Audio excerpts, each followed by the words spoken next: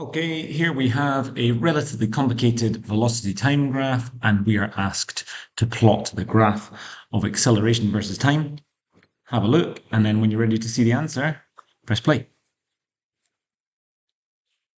All right, I hope you've had a chance to work through that. Now, this is one of these very common structures used in IB questions. It's a graph, and you're being really asked to know the relationship between a velocity and an acceleration time graph. So make sure you're sort of well equipped with this before you do your exam.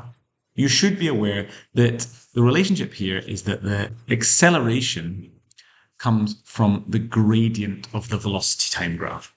So any values that are plotted on the acceleration time graph have to be equal to the gradient at that particular time point of the velocity time graph. Okay, so that's what we're going to do here. What I'm going to say is that this whole process takes a time period, capital T, and we're going to look at the acceleration at different points and therefore identify the correct answer from there. So what we'll do is we'll first look at this middle point. I've chosen this one because it's the zero. Okay, well, you can see there the gradient at this point is 0.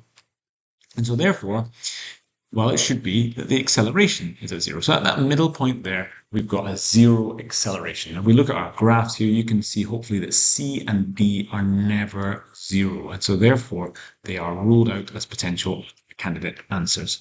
So this is kind of a bit like one of those combination tables that you have where you have to kind of rule things out as we go.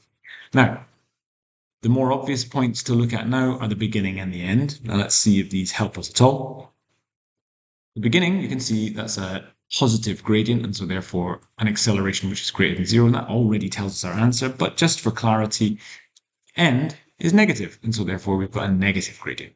So we're looking for a graph which has positive gradient at the beginning, positive acceleration at the beginning, and negative acceleration at the end. Well, clearly that is A, because you have a positive value here, a 0 in the middle, and then a negative one at the end, which is why the answer here is A.